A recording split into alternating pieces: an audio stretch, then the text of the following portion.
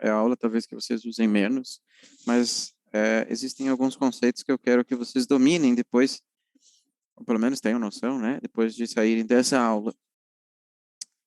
Na sequência, daí vocês vão montar apresentações de 15 minutos em grupos, são 24, em grupos de, sei lá, deixa eu ver aqui quanto dá.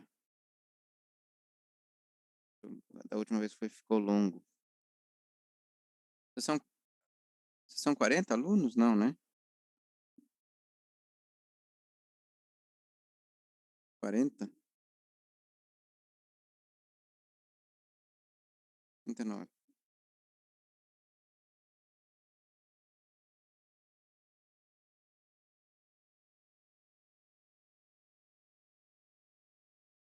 Tá. Então, vocês vão se dividir na próxima aula em grupos de 5. Vocês podem, vocês mesmos, é,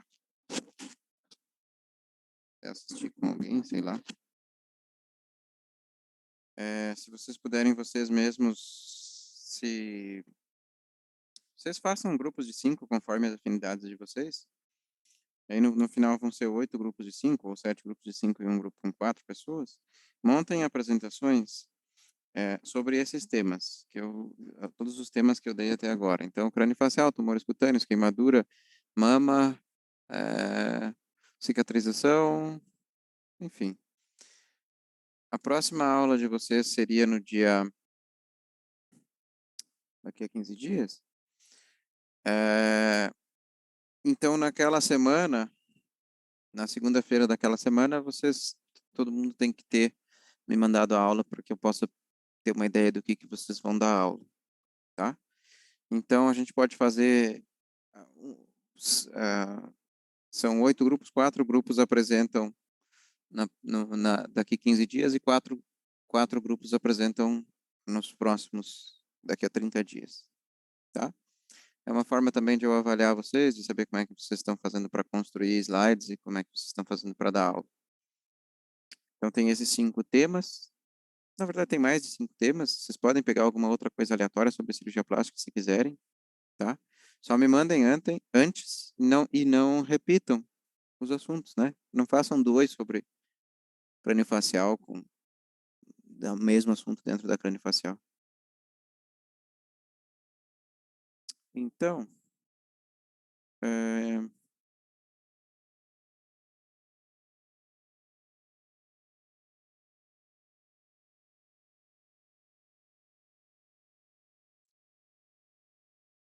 deixa eu compartilhar a tela com vocês.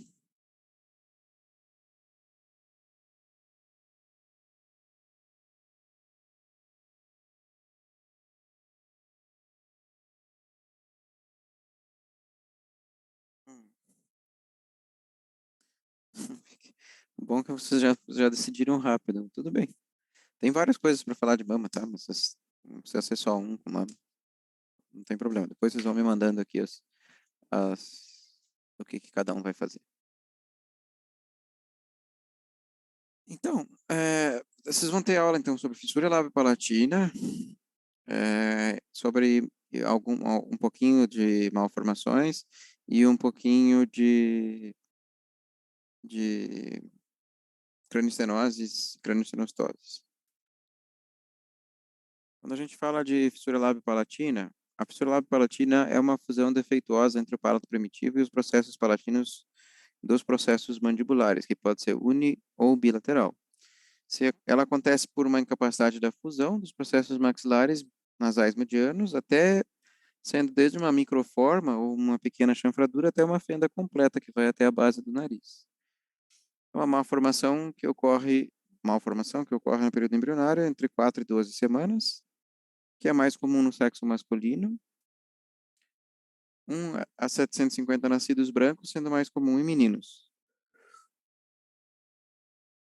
Se vocês forem subdividir, então, determinada fenda completa é mais comum em um subgrupo, fenda unilateral é mais comum em um subgrupo, fenda bilateral em outro. Então, isso muda um pouquinho, mas não vem muito ao caso. É difícil que isso apareça para vocês como uma pergunta específica disso de prova, né? A fusão do lábio superior na linha média acontece por volta da 7ª e 8ª semanas de gestação. E aí, o grau de comprometimento da face desses pacientes, do terço médio da face, depende do grau de extensão da fissura. Então, ela pode ser uma unilateral incompleta aqui. Vocês enxergam o mouse, né?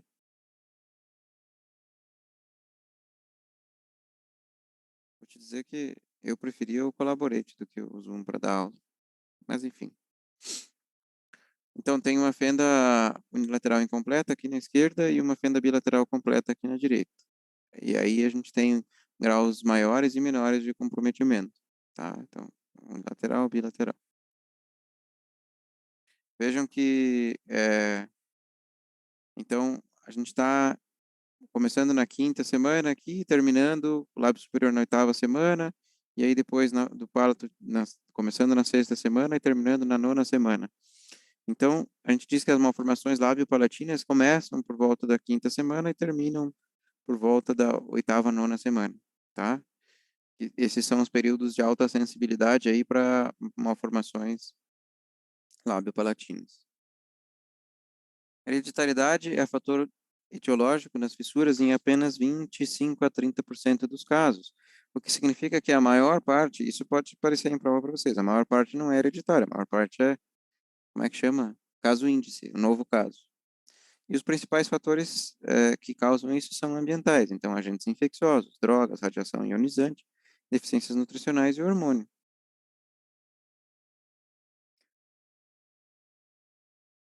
Existem diversas formas de classificar essas fissuras unilaterais, bilaterais.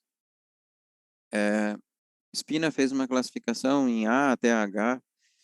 Então, vejam que existe aqui tem o forame, e aqui a gente divide em fissuras pré-forame e fissuras pós-forame. Então, as fissuras pré-forame envolvem lábio, alvéolo e uma partezinha do palato anterior, e as fissuras pós-forames envolvem palato duro, mais uma parte maior, e palato mole, tá?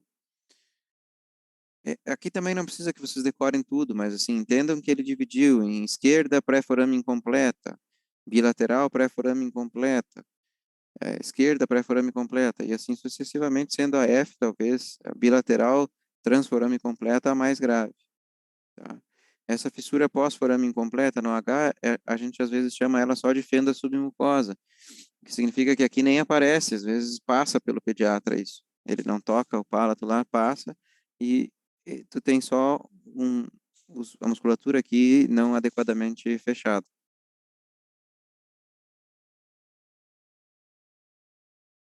Vejam aqui alguns exemplos do grau de alteração estrutural que isso dá para o lábio, para o nariz.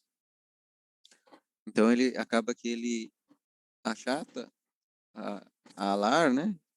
A alar devia estar rodada aqui e vinha até a parte medial. Então, aqui ele reconstruiu a crista filtral, né? Ó, tem a crista filtral daquele lado, não tem a crista filtral desse lado. Então, quando a gente faz essas cicatrizes, a gente posiciona elas de forma a ter uma cicatriz na crista filtral de um desses lados. E aí tem um movimento de posicionamento do nariz, enfim, tem toda uma questão. A ocorrência de dentição neonatal em bebês com a dentição também fica bastante prejudicada em bebês com fissuras completas, então a gente chama isso aqui de pré-maxila, ó, essa areazinha aqui do pré-nasal. E isso aqui não é para ser ressecado, tá? Como já aconteceu em alguns serviços muito iatrogênicos. Isso aqui tem que ser reconstruído e tracionado para que os dois lados se conectem com essa pré-maxila. Se a gente retira essa área de pré-maxila daqui, depois ele forma uma face super curta e super difícil de ajeitar. Então, dentes fusionados, geminados, conoides com formato em T ou X são alguns achados que a gente pode ter aí nas fissuras labiopalatinas, com maior comprometimento. O diagnóstico é sempre pelo exame físico ao nascer. Existem exames genéticos que predispõem para isso e os pacientes que têm fendas precisam fazer exames genéticos. A ultrassonografia torna o diagnóstico possível a partir da 14ª semana de gestação. Nos casos de fissura, só por volta de 1, 2 anos a criança deve iniciar a reconstrução do céu da boca. A gente considera palato, então, que tem que estar reconstituído com 2 anos, mas ele pode começar com 1 ano. Então, na rotina do serviço onde eu fiz a formação, ela começava com lábio Lábio-alveoloplastia direita, com 3 meses, lábio-alveoloplastia esquerda, com 6 meses, e palatoplastia, daí com 1 ano, um pouquinho mais, tá? Ou 6 meses, 9 meses e 18 meses é uma outra opção. Por que que eu preciso que o palato esteja fechado com 2 anos, 24 meses? Quem sabe?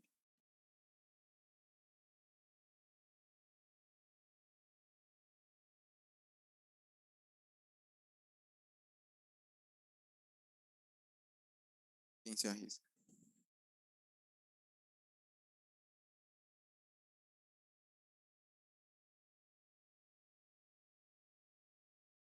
Saiu a... Cadê a reunião?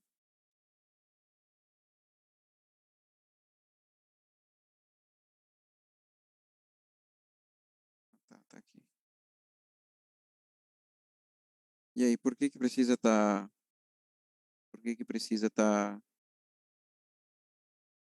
reconstituído com 2 anos?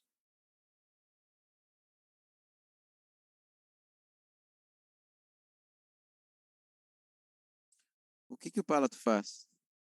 Vamos lá.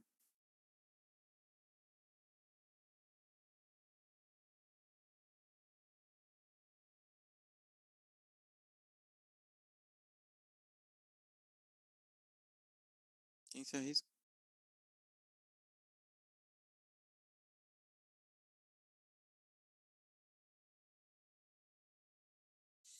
Separa a cavidade oral da cavidade nasal. É responsável pela fala. O que que acontece com pacientes que têm palato aberto? Elas não conseguem fazer a fonação adequadamente, né?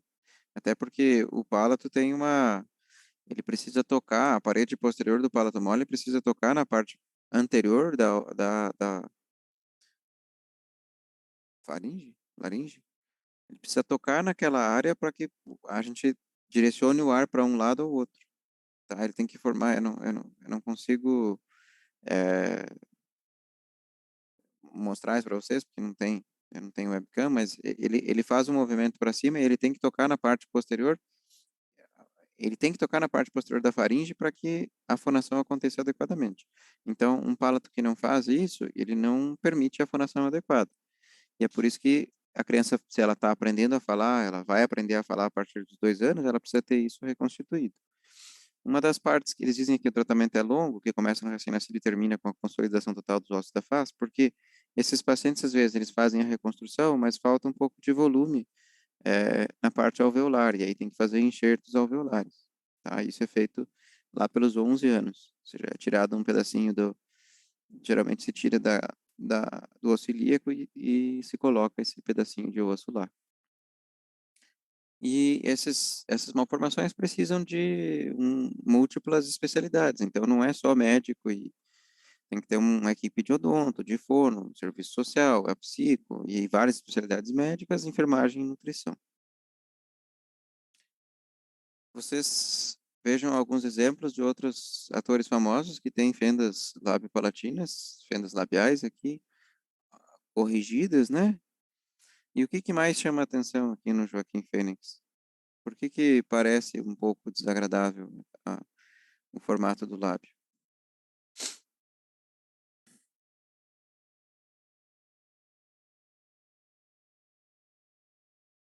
Quem arrisca?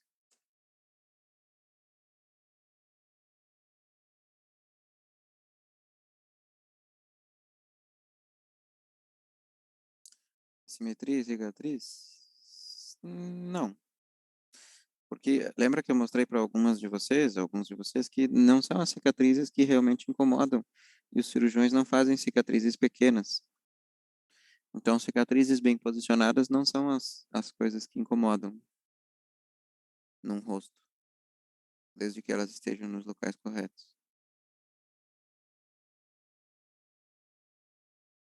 A simetria, quando tu falou, Maria Gabriela, a simetria de qual parte?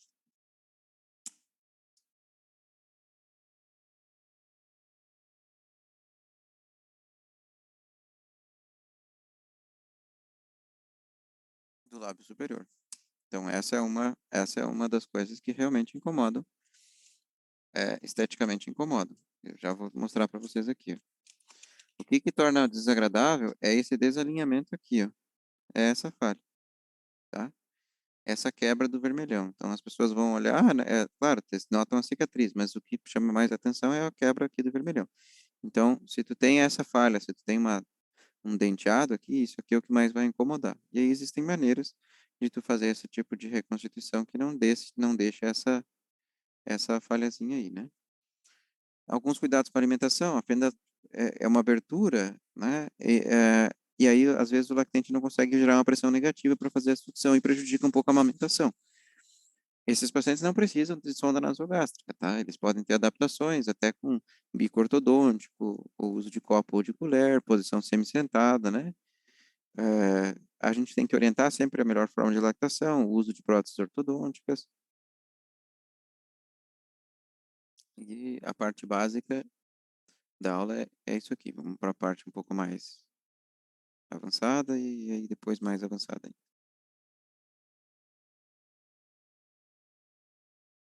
Vocês enxergam, né? Os novos slides aqui.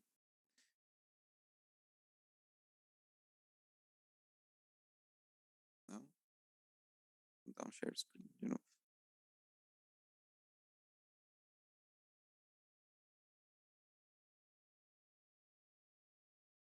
E agora? Tá. Então,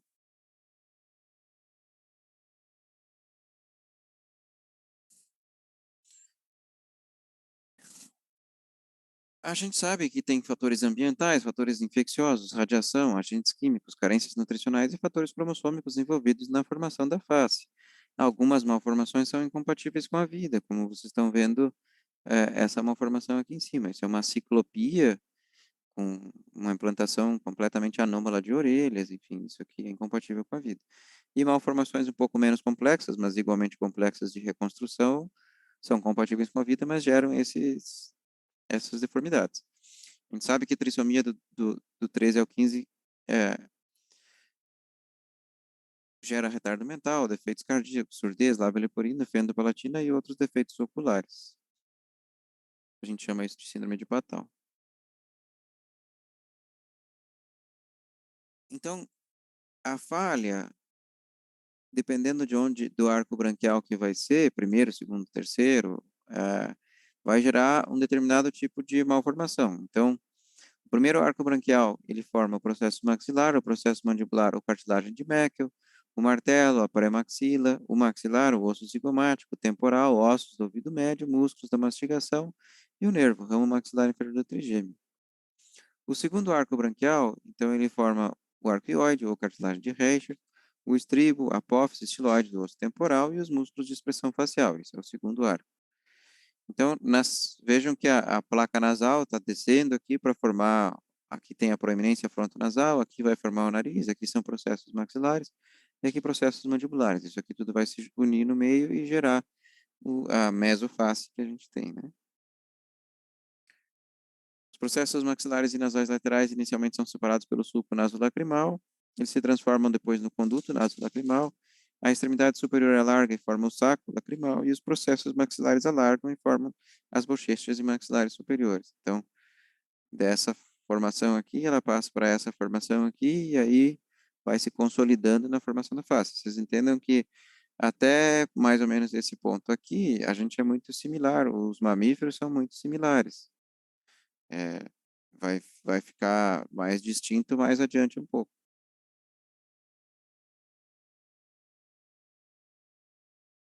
É, o segmento intermaxilar, então, tem um componente labial, um componente maxilar superior, um componente palatino.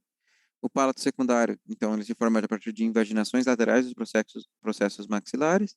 As cristas palatinas na sexta semana e a fusão acontece aí na sétima semana. Então, aqui a gente tem uma representação esquemática dos processos maxilares, o segmento intermaxilar, o palato primário, tá? As placas palatinas fusionadas. Então, aqui vai ter uma estrutura que eu vou perguntar para vocês depois como é que é o nome.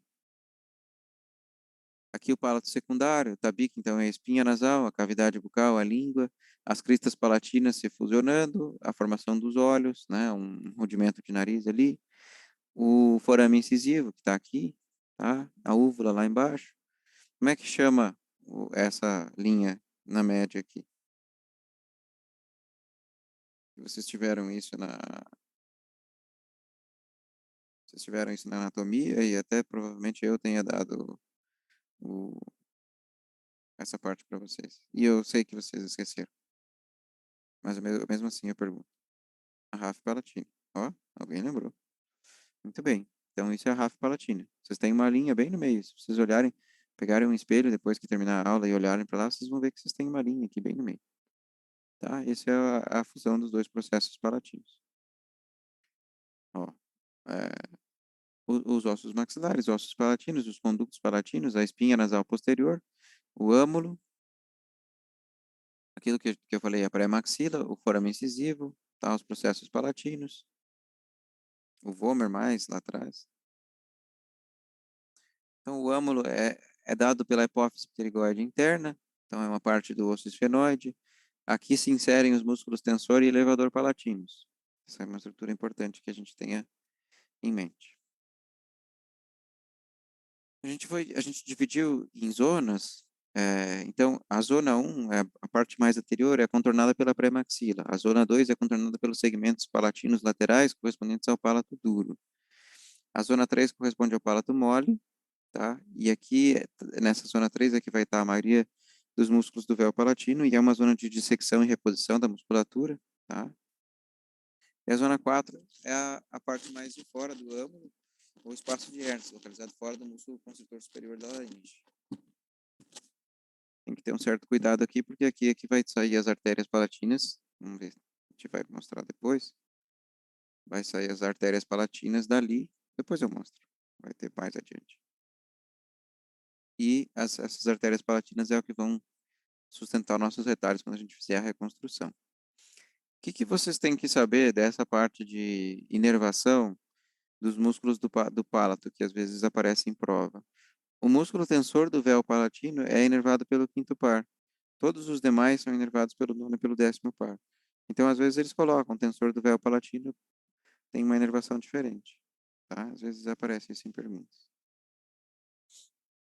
Então, vejam aqui algumas musculaturas, o tensor do véu palatino aqui, o elevador do véu palatino logo aqui, é, aqui parece melhor, salpingo faríngeo e o constritor superior. Aqui o desenho da úvula, os elevadores, o palato grosso e o palato faríngeo mais para baixo. Aquilo que eu comentei com vocês, o palato mole, através do tensor do véu palatino e o elevador palatino, ele tem que tocar a parede posterior da faringe. Então, esse movimento aqui tem que acontecer para que a fonação adequada se possibilite. E quando isso não acontece, a gente tem uma voz fanha, né? O ar passa aqui e não faz os... Na verdade, os fonos conseguiriam explicar isso muito melhor, porque tem várias coisas, tem rotacismos, tem golpe de glote, tem várias coisinhas que a fono pode contribuir aí de mecanismos de formação da fala e por que que cada mecanismo falha, o que que ele gera de defeito. Então, vocês vejam que numa anatomia normal, o palato faríngeo, o palato glosso, o elevador do véu palatino, eles tinham que estar numa conformação em arco para que essa musculatura toda funcionasse como um todo, para que quando tu fizesse a contração dessas musculaturas, isso que tocasse na parede posterior. Então, mais ou menos nesse sentido. E vocês vejam que quando a gente tem uma fissura lábio-palatina, palatina é principal, né? Lábio pode não atingir isso. Essa musculatura toda está desviada para cima e ela precisa ser reconstruída para cá. Então, uma palatoplastia envolve a gente separar essas musculaturas e juntar essas musculaturas no meio para que a gente permita que o palato se desloque de uma forma adequada. Vejam em detalhe uma vascularização normal, então, a artéria nasal medial, a artéria angular, a artéria da espinha nasal, artérias labiais superiores e aqui a artéria facial. Se vocês vierem e vocês entrem com o dedão de vocês, o primeiro dedo, aqui embaixo e pincem o lábio aqui na lateral. peguem com o dedão e com o indicador essa área aqui, ó, essa exata área na lateral. Vocês vão sentir o pulso da artéria labial superior. Me mandem um ok quem conseguiu sentir o pulso da artéria labial superior.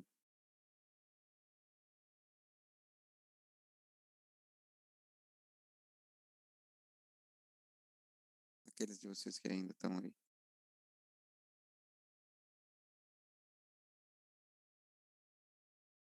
Tem alguém que tem uma malformação aqui. Maria Gabriela. Provavelmente é só uma questão do teu posicionamento ou do teu dedo. Tá? Então, essa é uma artéria palpável. Por que que é importante que ah, que vocês entendam que ela está aqui?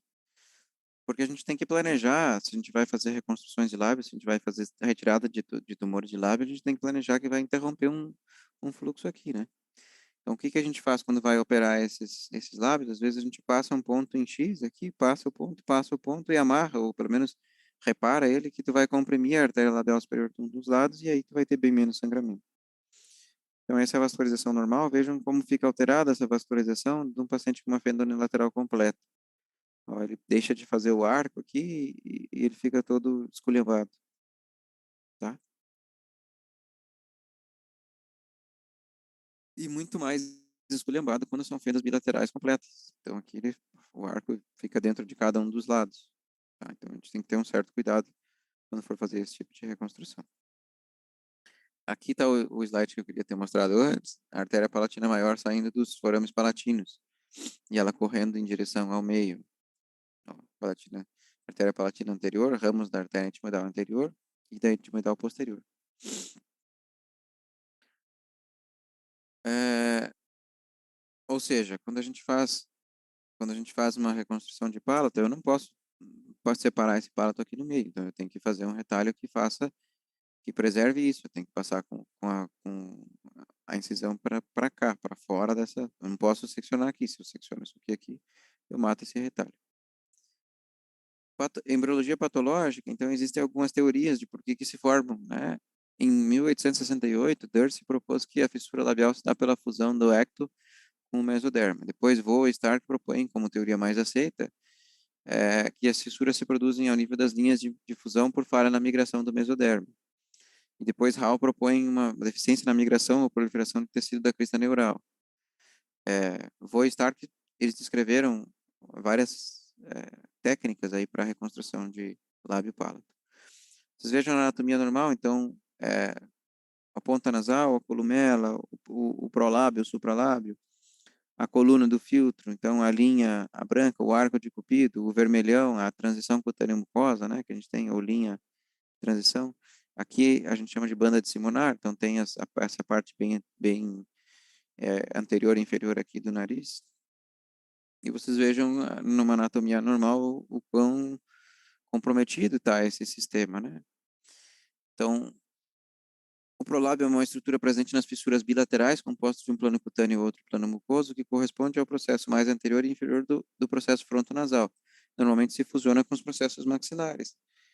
Então, se não tem essa fusão e a gente não corrige isso, essa pré-maxila aqui se desenvolve mal e depois de um tempo fica com um terço inferior da face, um terço médio da face curto.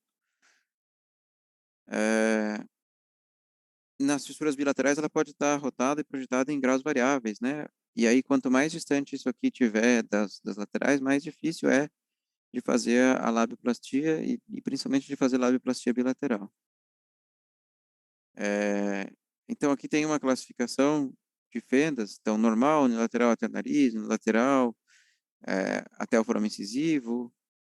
Vamos para a classificação das fissuras palatinas e tem várias classificações.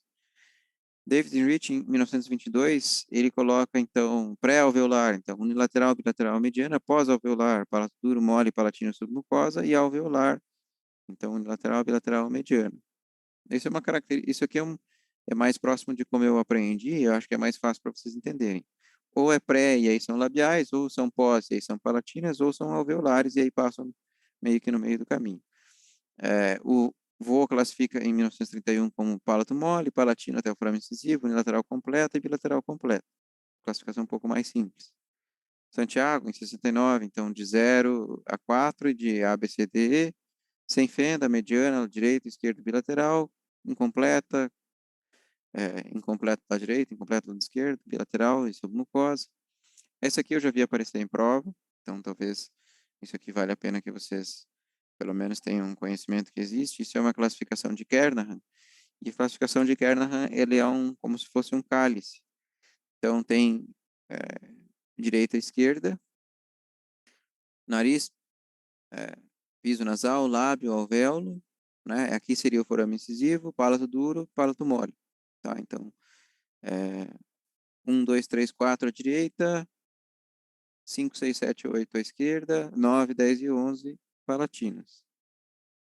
E a Lachau, que é por epônimo, na verdade. Então, em vez de fazer 1, 2, 3, 4, 5, 6, 7, 8, ele fala L-A-A-L-H-S. Ou seja, L-A-H-S-A-L é o Lachau, na verdade, é ao contrário. Deixa eu escrever. Cadê? Na verdade, o Lá, L-A-H-S-H-A-L,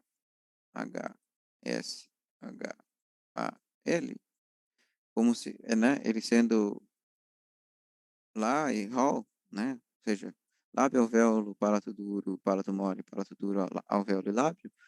Então aqui vai estar a direita, aqui vai estar a esquerda, e essa classificação de Lachau, ela, ela dá como se ela dissesse por apônimos, por letras aqui, o que que você, aonde está a tua falha. Então, por exemplo, um paciente que é isso aqui, tem que tipo de fenda?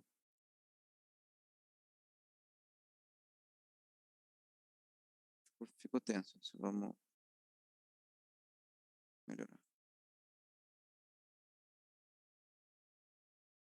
Um paciente que tem isso aqui, ó, tem que tipo de fenda?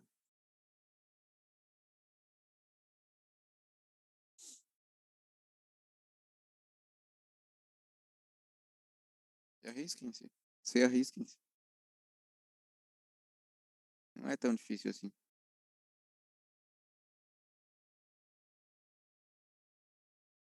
Vamos lá, gente. Que tipo de fenda é um HSHAL?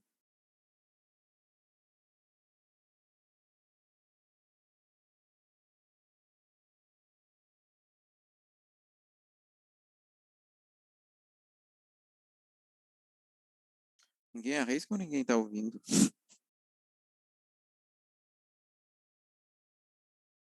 Ou já dormiram?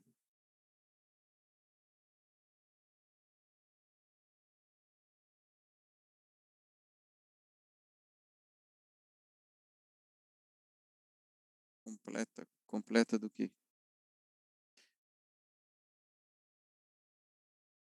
Desmutar. Como é que eu desmuto? Gabriela Pulga. Unilateral completa à esquerda. Não.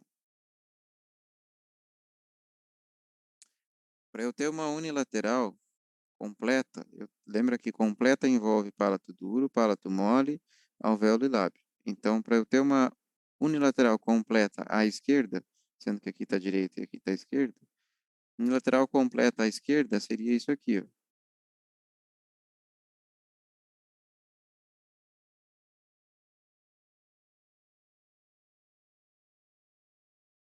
Faz sentido para vocês?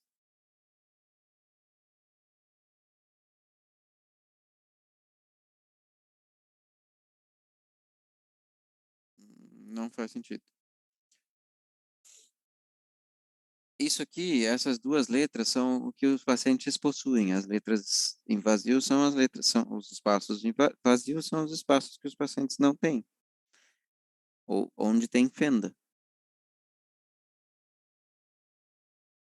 Melhorou? Letícia.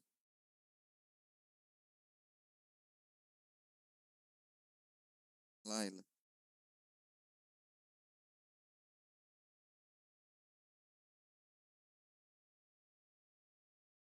Essa aqui é unilateral, essa que eu coloquei aqui em cima é uma unilateral incompleta direita, ou seja, uma fenda lábio-alveolar direita, sendo que ela não atinge palato duro, nem palato mole, nem ah, nenhuma das partes esquerdas. Essa aqui é ao contrário, é uma fenda unilateral completa à esquerda, tá?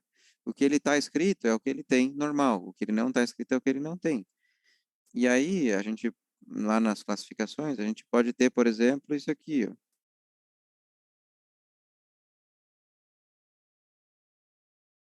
Começa a adicionar nuances, ou seja, é uma unilateral é, incompleta à esquerda, porque ela tem uma fenda menor no palato duro. Ou seja, ela não vai até o final do palato duro.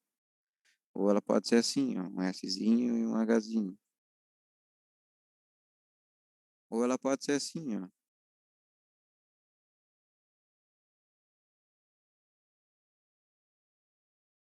E aqui tem um asterisco.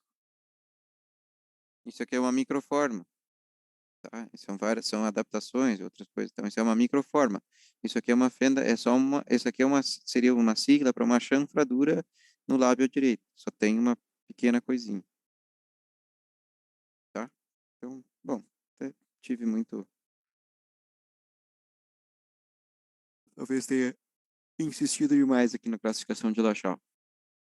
El Nassari depois coloca em 2007 como sendo 1, 2, 3, 4 até 7, tá? Então, outra classificação. Outreach Surgical, então ele coloca como se fosse um reloginho, né?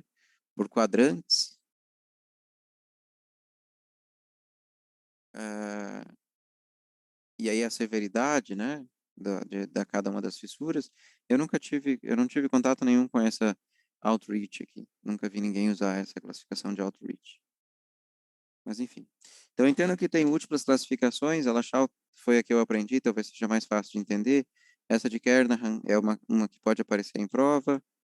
É, e é importante a gente definir o forame incisivo para delimitar fendas anteriores e fendas posteriores. Então, fendas lábio-alveolares e fendas palatinas. Tá? Eu posso ter só uma fenda palatina também. Se eu tivesse só uma fenda palatina, o desenho por Lachau seria assim, né?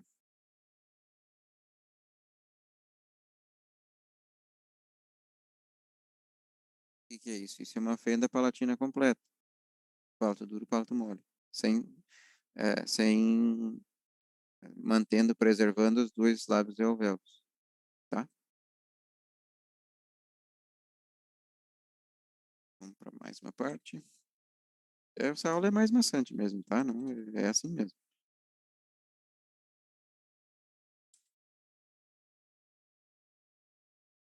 Não tem, acho, como tornar isso aqui muito mais interessante ou muito mais fácil.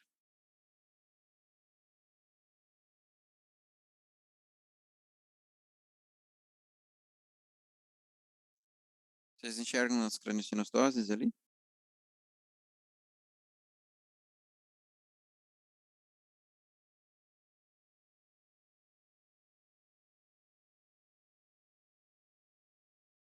Então vamos para craniosinostoses.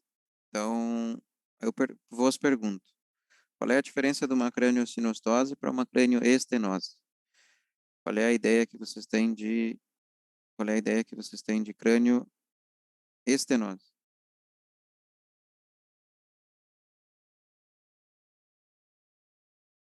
O que é uma cranioestenose? Vocês talvez tenham tido isso na neuro.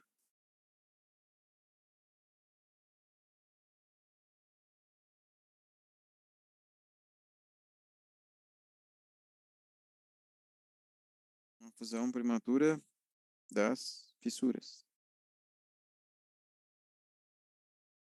das suturas cranianas. Se isso é uma cranioestenose, o que é uma cranioestenostose?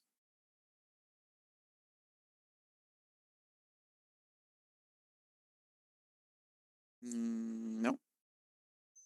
Todos os ossos se fundem, tá? Não tem muito uma não fusão. Não tem malformações com não fusão. A diferença entre craniosinostose e cranioestenose é que a craniosinostose é o fechamento prematuro de uma ou mais suturas do crânio. Então, se eu tenho só um fechamento de uma sutura e não tenho outro comprometimento, por exemplo, hipertensão intracraniana, déficits visuais ou intelectuais, eu tenho uma craniosinostose. Se eu tenho uma craniosinostose múltipla ou severa a ponto de causar um, uma hipertensão intracraniana ou outras lesões de órgão-alvo, aí a gente tem uma cranioestenose. Estenose é sempre uma redução de lúmen, né? Vocês lembram das estenoses de esôfago? Então, as suturas, a gente tem várias suturas. Então, a gente tem uma sutura metópica, ou sutura frontal, uma sutura bregmática, ou anterior. A gente tem suturas coronais aqui, a gente tem uma sutura sagital, suturas temporoparietais aqui, mas essas aqui não aparecem. A fontanela posterior e a sutura posterior, ou sutura lambdoide, tá? Então, são essas, a moleira é a fontanela anterior ou fontanela bregmática. Então, para ter a moleira aberta, a gente tem que, a sutura frontal tem que estar aberta e as suturas coronais têm que estar abertas, tá? Para ter a moleira posterior, então, a sutura sagital com a lambdoide tem que estar separadas.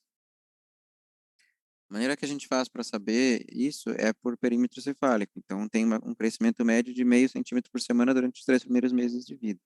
E como é que faz a medida do perímetro cefálico? Então, o crescimento cranial aí de diâmetro vai diminuindo a partir do sexto mês, ele vai ficando menos protruso. As craniosinostoses, elas podem ser sindrômicas ou não sindrômicas, tá?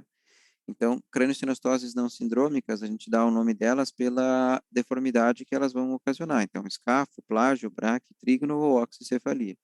E as sindrômicas têm uma síndrome concomitante, tem uma descrição de um paciente com várias comorbidades, não só as craniosinostoses. Incidência e frequência, então, 1 a cada 2.100 crianças, né? 10 a 16 por cada 10.000. Nas secundárias tem uma grande quantidade de síndromes, então vocês vejam que a escafocefalia não sindrômica de sutura única é um tipo de classificação. Daí, quando com múltiplas suturas fechadas, a gente vai ter as síndromes aqui e algumas outras secundárias. Vou falar um pouquinho melhor para vocês. No Hospital Infantil do México, ele compara versus dados de literatura. Então, ele fala que ali a plagiocefalia coronal foi a mais prevalente, sendo que a escafocefalia nas séries internacionais que eles comparam é a mais prevalente. Seguida de trígonocefalia, depois plágio coronal, depois braque, depois outros. Nas sindrômicas, então, Cruzon e Apert são as duas mais comuns. Aqui está um pouquinho invertido. Eles dizem que Apert é um pouco mais comum que Cruzon. Na série deles, eles acharam Cruzon mais frequente do que Apert. E Pfeiffer e Sartre-Chosen são bem menos comuns. Tem fatores genéticos envolvidos, então mutações nos fatores de crescimento fibroblásticos, fatores metabólicos, então hipofosfatemia, hipertireoidismo, ácido valproico, tá? Fatores epidemiológicos no sentido de que idade do pai, sei lá, maior de 50, maior de 70. Aqui foi proposta como um fator possível. Um outro fator possível, então, noxicefalia, que seriam pais muito velhos com mães muito jovens. Então, nas não sindrômicas, ó, vejam que a escafocefalia, quando a gente tem uma fusão da sutura sagital, a gente forma uma escafocefalia. Quando a gente tem uma fusão de uma coronal anterior, a gente tem uma plagiocefalia anterior. Da bicoronal, a gente tem uma braquiocefalia. E da metópica, a gente tem uma trígonocefalia. Tá? Então, aqui tem os exemplos dados pelo tipo de cada sutura fusionada. A escafocefalia, então, o fechamento da sutura sagital. 1 para 1.700 a 2.100 dos nascidos nos Estados Unidos. Sexo masculino 4 para 1. 60% das cranioestenoses. Então, está fundido a sutura sagital, ela tem um aumento anteroposterior. É a foice, tá? Cabeça de foice. Tem um alargamento do diâmetro fronto-occipital e um encurtamento biparietal. Então, aqui encurta e aqui alonga. Plagiocefalia coronal ou craniosinostose coronal unilateral. Direita em 61%, sexo feminino em 69%. Então, forma essa deformidade aqui, ó, tu vê que a posição dos olhos é diferente. Tem uma deformidade assimétrica com achatamento do lado afetado e da órbita. Braquicefalia é crâniosinostose coronal bilateral, então as duas coronais estão fechadas, sexo feminino, encurtamento do diâmetro anterior-posterior e aumento do diâmetro lateral-lateral. Então isso aqui é o contrário. Em vez de ser uma alongada, é uma alargada.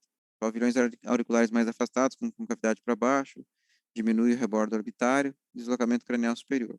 Tá? Então, às vezes forma uma turricefalia. Trigonocefalia, então fechamento prematuro da sutura metópica ou frontal. Então a cabeça fica com um aspecto triangular. Hipotelorismo, ou seja, eles se aproximam as duas órbitas, tá? Tem esse aspecto aqui triangular. Oxicefalia é uma craniosinose não sindrômica, que é mais evidenciada no segundo, terceiro ano, é um fechamento harmonioso de todas as suturas. Aí, assim, ela cursa como uma hipertensão intracraniana severa em mais de 60% dos casos, edema de papila em 10%, atrofia papilar em 13%, tem graus de cegueira e diminuição de QI. E aí, isso aqui é uma cranioestenose de verdade, tá? Não é, são múltiplas craniosinostoses que geram uma cranioestenose. Vocês conseguem entender isso? Fica mais ou menos claro para vocês essa parte?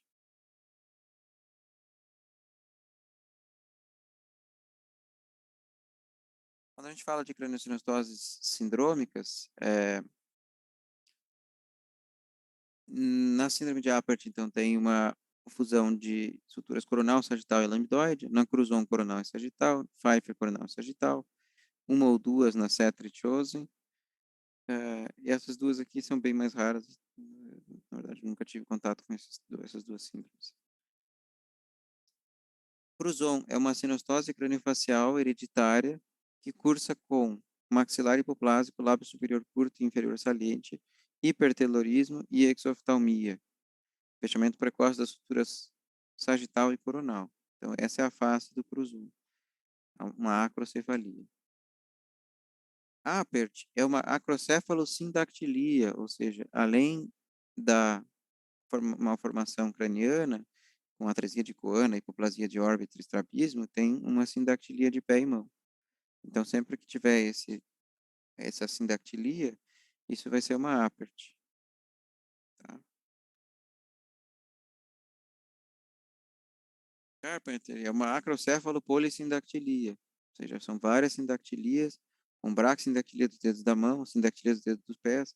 Aqui tem associação com hipogonadismo, obesidade e retardo mental. Então, esse é uma Carpenter.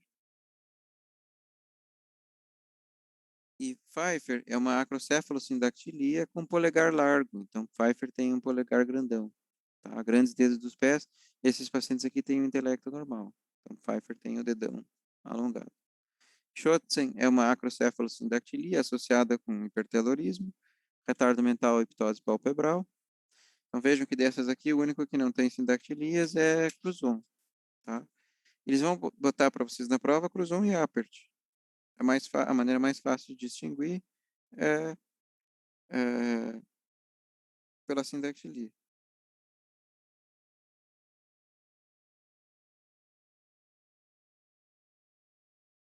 Até aqui tudo ok.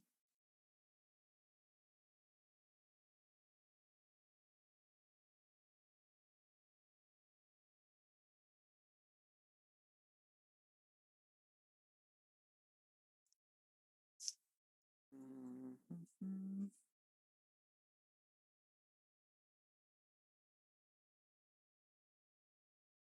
Apareceu o Apert para vocês aí?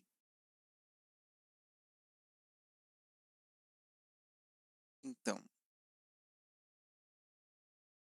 Apert definiu a síndrome como uma malformação craniana caracterizada por acrocefalia, tipo braquisfenocefalia, e sindactilia, com tendência à fusão de estruturas ósseas afetando o formato da cabeça e da face. Depois, Shawart e Abin mostraram que a sindactilia depende. É, Isso depende do grau de comprometimento, tá? Porque dependendo do grau de comprometimento respiratório, esses pacientes precisam fazer algum tipo de distração osteogênica progressiva de face já pequenos, tá? Ou seja, pequenos, sei lá, recém-nascidos. À medida que as crianças começam a pegar as coisas, era o ideal para fazer a correção dos dedos. Então, eu diria que de 2 a 5 anos, em algum momento, tu tem que é, tentar ofertar a separação, a correção da sindactilia. Tá? Aqui tinha um videozinho da criança que ela se compara com uma outra criança, então tem uma criancinha pequena e outra um pouquinho maior, e aí é dado uma bolinha para essa criança maior. E a criança maior brinca com a bola e a criança menor começa a ficar irritada porque ela não consegue fazer a pinça, né? E ela joga a bola e se irrita. E aí depois tem um outro, mostra o videozinho mais pra frente quando tá corrigido, que ela consegue fazer o movimento de prensa da mão, e aí ela não se frustra tanto com a brincadeira da bola. Blank estimou a frequência em 1 para 160 mil nascimentos, então isso aqui é bem mais raro do que as crâniosinostoses simples, né?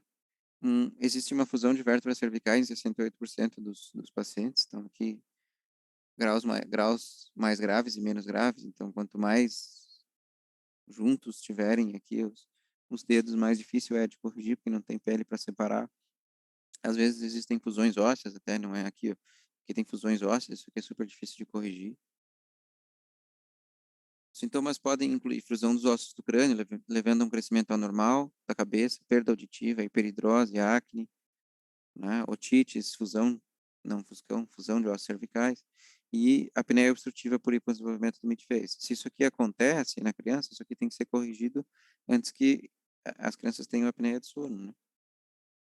Tá? Então aqui tem uma criancinha já traqueostomizada aqui, porque tem uma falta grave aqui de passagem de ar pelo midface.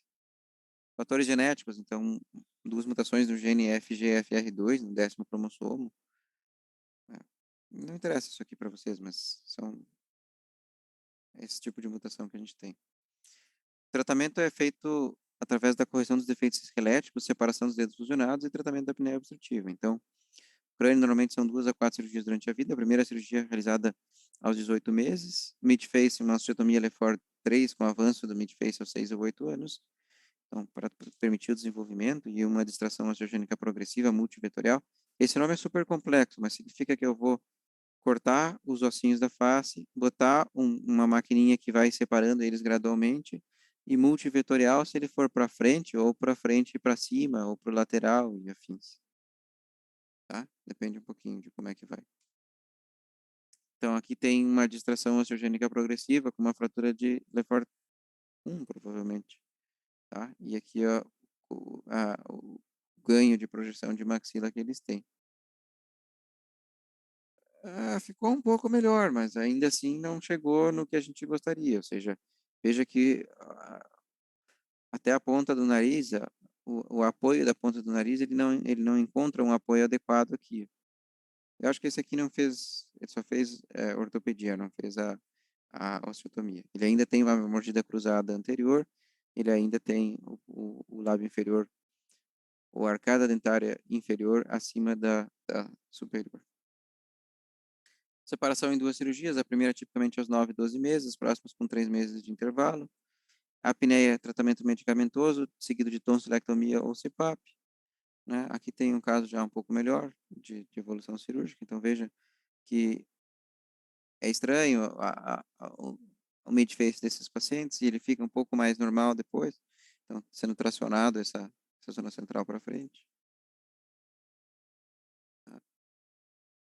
E aí, se não bastasse a dificuldade de vocês compreenderem essas aulas em português, a gente vai adicionar um pouquinho mais de dificuldade.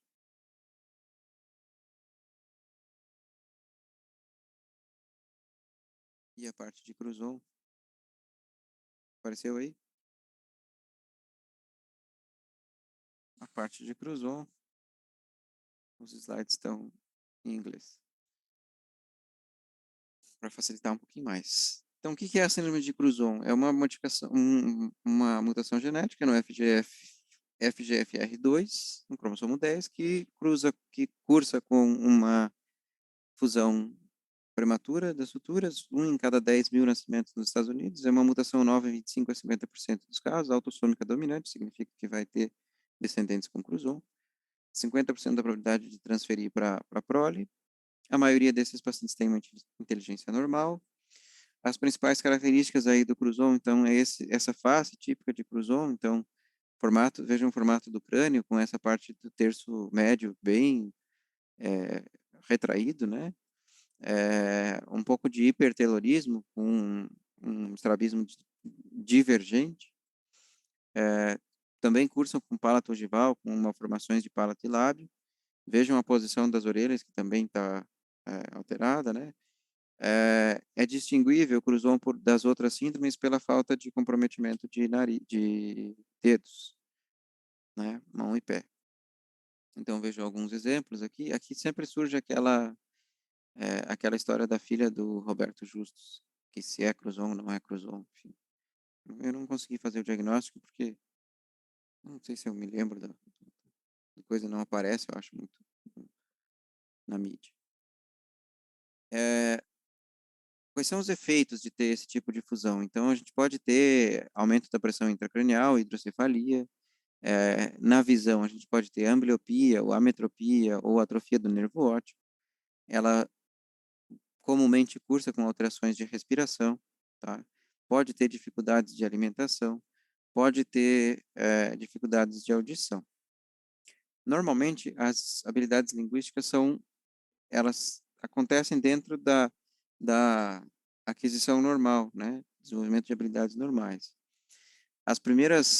O que compromete? A articulação e a comunicação desses pacientes fica um pouco prejudicada mais pela articulação das frases, né? E isso depende do envolvimento do palato, de quão desalinhada está a cavidade oral e de que tipo e que severidade de distúrbio de audição esses pacientes têm. As terapias, a, a intervenção cirúrgica ou as estratégias de intervenção depende da apresentação dos problemas, né? E normalmente são multidisciplinares. Então, fonoaudiologia pode melhorar a articulação dos sons, pode tentar ensinar um pouco como é que esses pacientes produzem a voz e a ressonância vocal e melhorar a comunicação social. As questões cirúrgicas devem acontecer dependendo do tipo, da severidade da deformidade. Então, deformidades craniais maiores, o paciente vai entrar na adolescência e que tem esse terço inferior jogado para frente, aí precisa ser corrigido até por uma questão mais estética. Se esse paciente tiver obstruções respiratórias graves, tem que ser corrigido, eventualmente até traqueostomizado bem cedo. Tá? A questão você tem que intervir nesse paciente como um todo, não adianta você super indicar cirurgia, sendo que esse paciente não aprendeu a fazer a fonação adequada, não aprendeu a fazer a articulação de som adequada. Não adianta você querer que esse paciente fale super adequadamente, mesmo que ele tenha capacidade de formar esse fonema, se ele não ouve. Então, são coisas que dependem muito do que esses pacientes apresentam, tá? Então, isso aqui, de novo, para reforçar para vocês para a prova, Cruzon tem que não ter comprometimento de mãos e dedos, a Apert tem que ter comprometimento, sindactilia. Acrocéfalo, sindactilia. E os outros, Pfeiffer, Sartre e Chosen, sempre tem a comprometimento de dedo, de mão e pé. Tá? Esses assuntos são super maçantes, eu sei, para vocês que é bem difícil, tá? É maçante mesmo. Isso aqui é uma pincelada muito básica no mecanismos de doença. É uma aula bem para graduação, assim. Se tu vai se essa aula fosse para especialista, ela não poderia acontecer, né? Enfim. Mas é isso, são ideias básicas que eu quero que vocês fiquem, tá? Então, daqui a 15 dias, vocês vão, conforme essa divisão dos grupos aqui, já que vocês dividiram primeiro, Leite, Sofia, Amanda, Mirelle, comecem com a mama, depois Jonan, Wesley, Pedro e Rubens façam a queimadura, Natália a cicatrização, e assim sucessivo, para a gente ter 4 apresentações de 15 minutos, tá? Então, slides simples, tá? Não quero slides cheios, vocês o ideal é que todo mundo fale um pouco, não um monta e outro fala, ficam duas pessoas, então cada um fale um pouquinho, porque eu preciso avaliar também como é que está a dicção de vocês e o que vocês estão falando. Quando a gente coloca num congresso, quando vocês vão apresentar um trabalho, o tempo é importante, então treinem essa apresentação para não chegar aqui. A apresentação é para ter 15 minutos, é para ela ter 15 minutos, é para ela terminar com 13, no máximo 15 minutos. Não é para ela ter 25 minutos e aí vocês não permitirem que os outros de vocês apresentem. Vocês podem ou pegar, qual é o ideal? O que eu gostaria? Que vocês colocassem um caso, tá? Ah, mama, o que que a gente quer falar? Quero falar de mama reconstrutora. Pega um artigo, um caso que vocês viram, alguma situação que vocês participaram, coloca a situação, depois faz uma breve revisão sobre aquele assunto que vocês colocaram. Eu acho que a próxima aula é daqui a 15 dias, né? Confirma para nós aí, Natália, quando que é a próxima aula. Eu acho que são 15 dias.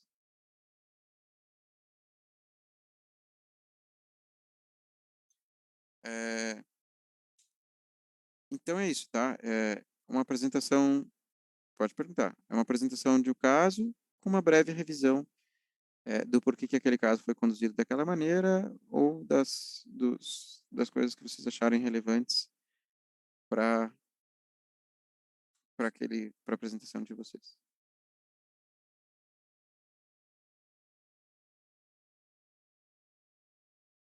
E aí, se a gente vai... Não, pode falar sobre a Ásia. Se querem falar sobre a Ásia, pode falar sobre a Ásia. Claro, eu não falei isso em aula. A Ásia não é uma coisa da graduação de vocês, mas é uma parte interessante. Eu acho que, vamos lá, se vocês vão falar sobre a Ásia, achem artigos ou publicações mais recentes que colocam como é que faz o diagnóstico da síndrome Ásia, qual é o que se acredita que seja incidência e prevalência, e fisiopatogenia. Ásia é um assunto bem interessante, tá? Bem interessante mesmo. Se isso ficar, se a qualidade do que vocês forem apresentar for boa o suficiente, eu posso até levar isso para as minhas discussões lá dos grupos do Thiago Cavalcante e outros, da R24. Eu aprendo também com vocês, tá? Eu aprendi a fazer um retalho para ginecomastia aqui depois que eu assisti uma aula de vocês. É, então é isso, tá? Acho que pode ser só, por exemplo, para a Ásia, pode ser só artigo, vocês não precisam colocar, se tiver um caso, melhor, mas vocês não precisam necessariamente colocar como sendo, ah, enfim, como sendo só tendo que ter um caso, porque talvez vocês não achem. E, embora vocês tenham dividido assim, também eu não me oponho que alguns outros de vocês, não, tá, a gente vai falar sobre Ásia, tá, mas a gente vai falar sobre câncer de mama e reconstrução. São duas coisas diferentes dentro de mama. Não tem muito problema, é, não tem muito problema que seja assim. É preferível um assunto mais aprofundado do que, sei lá, lesões elementares é uma coisa meio mais básica, assim. Também funciona, mas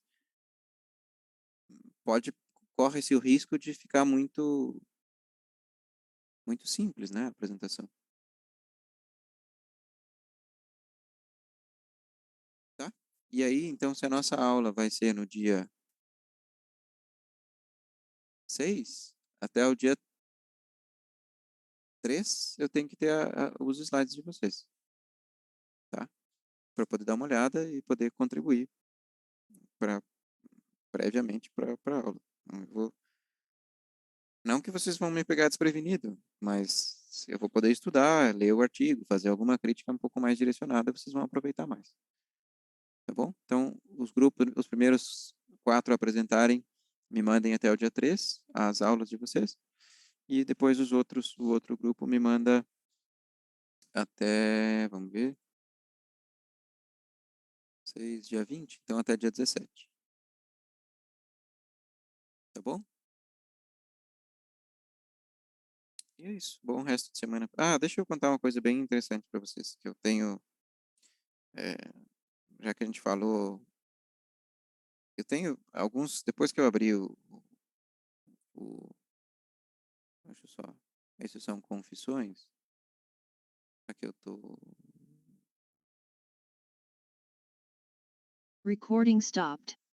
já que nós temos falando de coisas, eu tenho recebido alguns pacientes aqui pelo Instagram que com contraturas, tá? Ah, tive contratura, coloquei a prótese com X, com tal. O que que eu comecei a ver? Eu comecei a ver que esses pacientes que têm contraturas precoces, assim, tipo 2 anos, é, muito provavelmente são porque são falhas técnicas, assim, de contaminação. Por que que eu digo isso? Porque eu sei quem que operou e eu sei como operou. E aí tem aqueles 14 pontos lá que a gente falou, e que eu entendo que é o que vocês gostaram dessa parte da aula que eu compartilhei lá, os 14 pontos, os outros afins. A gente percebe quanta diferença faz isso realmente. Tá? Ter uma técnica menos traumática e ter uma técnica mais traumática e mais tipo, subglandular, com molde, com prótese poliuretano, que são outras coisas, né? Ah, outra das coisas mais recentes, quem segue lá no Stories, vocês viram que eu fiz uma enquete recente, até que deu bastante interação. Não precisa de uma prótese grande para a gente fazer um bom decote. Vocês viram isso? Quem de vocês segue lá e conseguiu ver umas tetas que eu coloquei?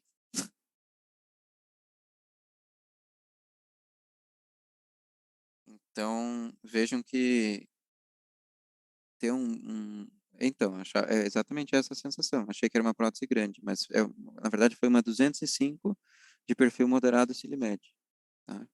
Isso era um caso que a base da mama ficou com menos de 10, então eu usei uma prótese com 9,7. Se a gente vai comparar, por exemplo, que era aquelas. Vou mandar ali, deixa eu ver. Não vi.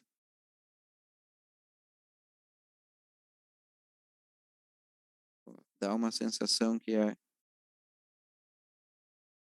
dá uma sensação que é uma prótese maior e não é, porque o posicionamento adequado do volume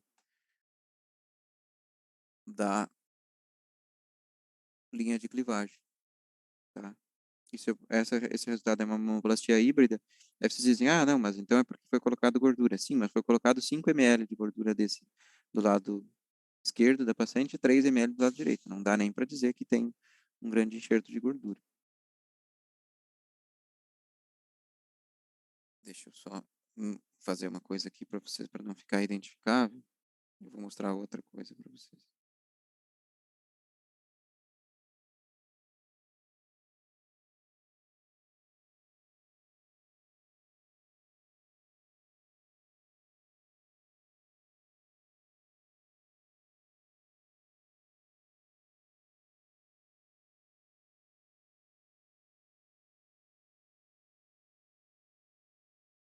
É, então entendam que, para mim, esse decote aqui está até mais bonito do que o primeiro que eu vou mostrar para vocês. Ó, outro decote,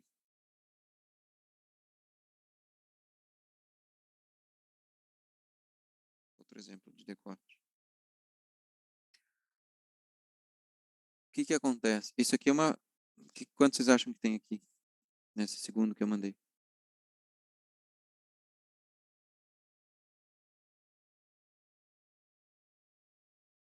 Que tamanho de prótese é? Que formato é?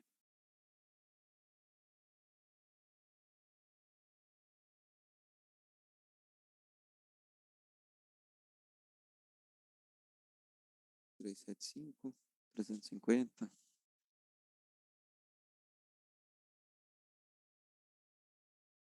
Puta.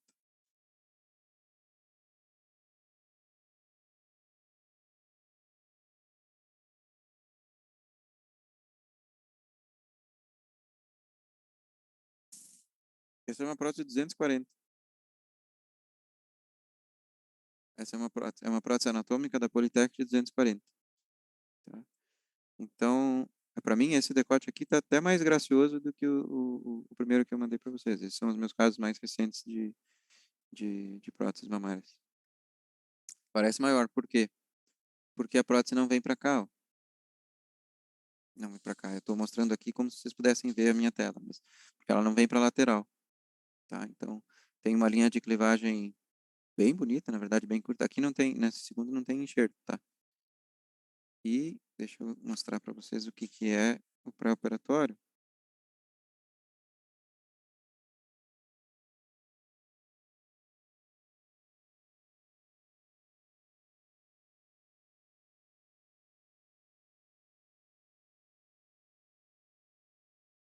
Pré-operatório da prótese de 200.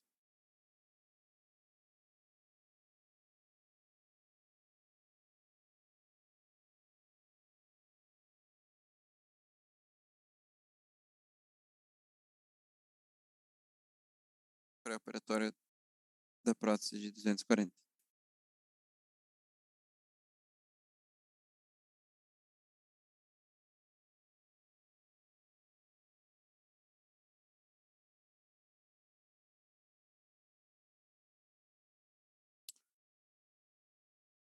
Então, Laila, aonde você assistiu?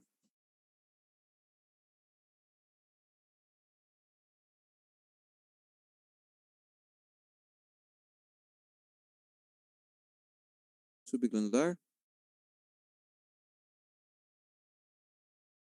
Submuscular?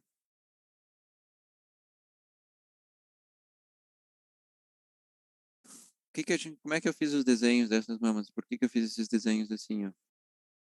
Primeiro, deixa eu ver se eu consigo. Ó, vocês conseguem ver meu mouse aqui no WhatsApp?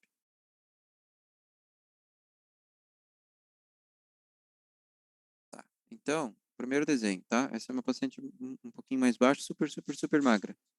Aqui ela até tá com a barriga, mas ela deitada na mesa, ela fica bem escavada. Então, se eu tivesse feito a foto, eu não fiz a foto do corpo inteiro para não dar a sensação que fiz uma lipo HD. Tá? Mas essa paciente aqui é super magra. Se a gente vai medir,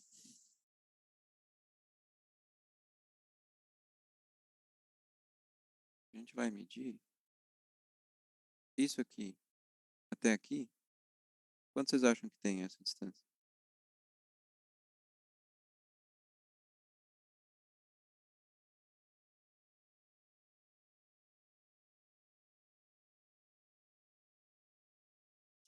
Isso aqui dava menos do que 10, ó. Essa distância aqui é menos do que 10, tá? Eu selecionei uma base com uma prótese com uma base de 9,5, tá? Então, o que que eu fiz nessa paciente? Eu soltei, eu fiz a loja essa loja aqui, tá? Com 9, um pouquinho mais que 9,5, tá? Eu, eu entrei na musculatura peitoral mais ou menos aqui onde está essa linha. Depois eu soltei e fiz esse tipo de arco aqui com a musculatura peitoral, tá? Então, isso é um duplo plano tipo 2. Eu não me lembro agora A, B e C, mas isso é um duplo plano tipo 2, tá? Então, aqui é a marcação do duplo plano, ou seja, a musculatura vai cobrir a prótese nesse sentido até aqui, sendo que o músculo peitoral dela vai estar nessa linha de baixo. É...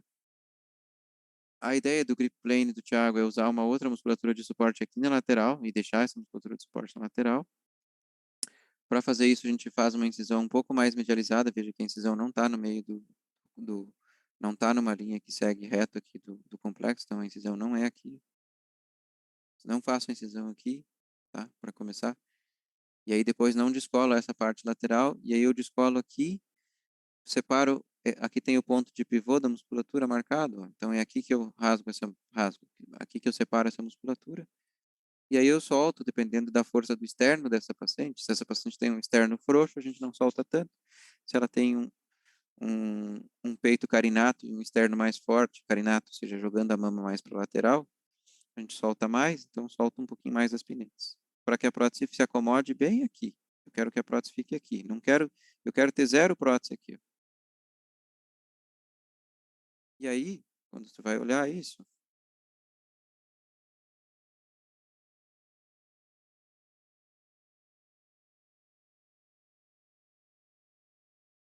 quando você vai olhar, Claro que aqui é uma imagem parcial, mas assim, a prótese está terminando aqui, ó. Tá vendo? Ela está começando, olha lá, minha marcação da base está aqui, a prótese está começando na minha base, ela vem, ou seja, ela não está, a prótese não está no meio do mamilo. O ponto central da prótese está aqui, entendeu? O ponto central da prótese não está no meio do mamilo, o ponto central da prótese está aqui e ela vem até aqui. Então, aqui vai começar a axila, não tem nada de prótese lá perto da axila. Mesma coisa aqui, ó, linha axilar, prótese terminando aqui, ó. Ponto de maior projeção da prótese, aqui, tá? Ponto, ou no máximo aqui, ó. O mamilo está lá, ponto de maior projeção da prótese está aqui. Eu não coloco, isso é uma prótese anatômica também, então ela tem um formato diferente.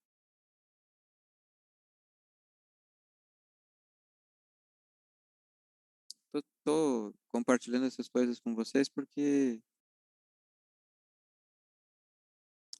na verdade, eu comecei a gostar eu gostei tanto dos resultados das coisas que eu tenho feito aqui que não compartilhar é quase um crime,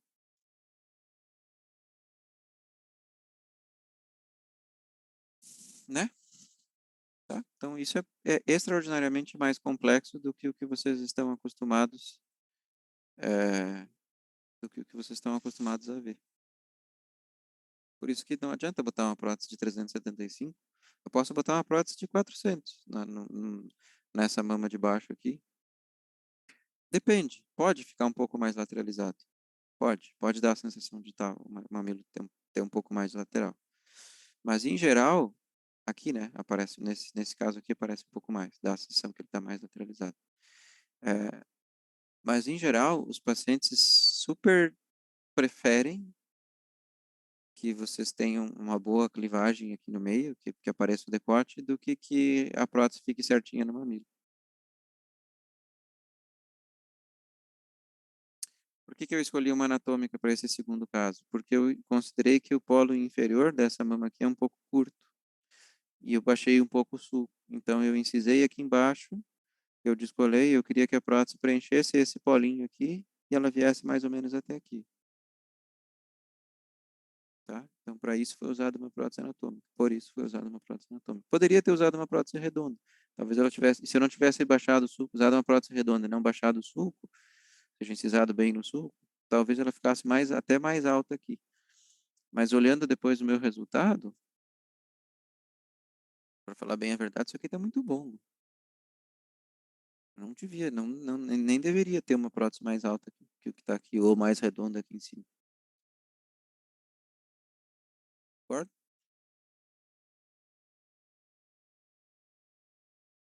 Pós-op de quantos dias nesses casos? Ali, imediato, na mesa de cirurgia, primeiro. E esse outro aqui tem, acho que 7 a 10 dias.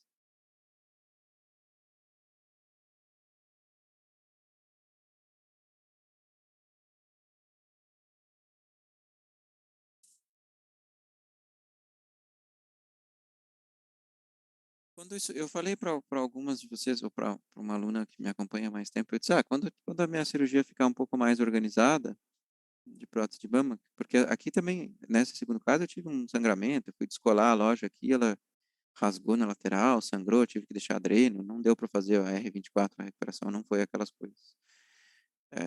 Ela tem dor ainda e tal, uma recuperação bem próxima do convencional. Então, por causa desse sangramento e desse acúmulo ali, do trauma que eu produzi, ela acabou tendo uma recuperação, está tendo ainda uma recuperação bem mais lenta. Essa de cima, ao contrário, aquela da prótese menor, ela foi embora, aquilo que vocês viram, ela foi embora por- com 3 horas pós-cirurgia, com meia hora depois da cirurgia fez a movimentação, e eu perguntei, 1 hora e meia depois, então terminou às 11 e pouco, ela almoçou, eu voltei no quarto lá pela 1h30, 2 horas da tarde, perguntei como é que ela estava de dor, ela disse, olha, eu não sinto nada. Então vocês imaginem você colocar uma prótese embaixo do músculo e ter esse tipo de resposta.